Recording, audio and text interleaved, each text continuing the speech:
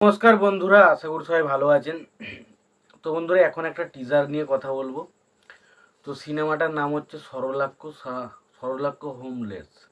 সরলাক্ষ homeless বলে একটা cinema আসতে চলেছে, যেখানে আমরা লিড চরিত্রে গৌরব, তারপর ধরুন কাঞ্চন মল্লিক, আরও অনেককে দেখতে পেতে চলেছি। তো লাগলো কেমন টিজারটা?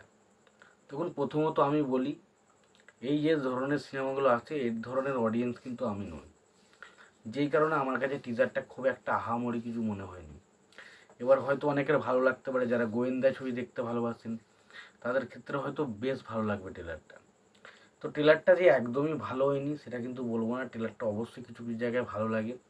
কালার গ্রেডিং অবশ্যই ভালো, সিনেমার যে ব্যাকগ্রাউন্ড মিউজিক সেটাও বেশ ভালো লাগছে।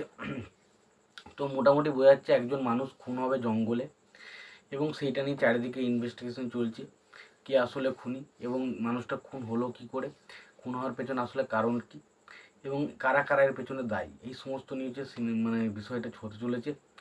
এবার দেখুন, মেন এখানে অনেক ভালো ভালো কাস্টিং কিন্তু ছবিটাতে রয়েছে। তবে ভালো কাস্টিং রয়েছে সিনেমায়, প্রত্যেকের কাজ দেখে মনে হলো ভালো হবে। তবে বিষয়টা হচ্ছে সায়ন্তন ঘোষাল, তার কাজ খুব একটা আমি বেশি যে দেখেছি সেটা বলবো না, এবং তিনি হয়তো ভালো কাজ করেছেন।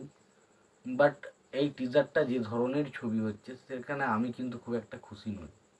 প্রথম কথা হচ্ছে আমি খুব একটা খুশি নই এই কারণে, কারণ এই ধরনের ছবি খুব একটা যে আমি বিশাল কিছু দেখতে বিশাল ভালোবাসি সেটা কিন্তু নয়। তবে মাঝে সাঝে কিছু ছবি দেখা হয়ে ওঠে এবং সেগুলো দেখি।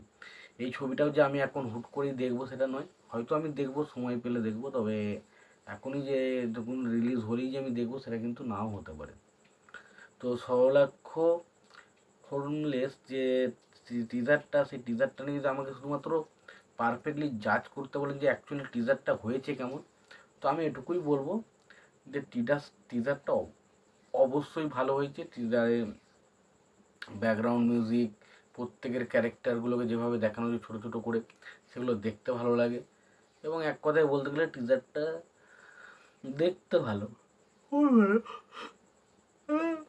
এই বিষয়টা যারা বেশি এই ধরনের সিনেমা দেখে তারা আরও বেশি প্রেডিক্ট করতে পারবে।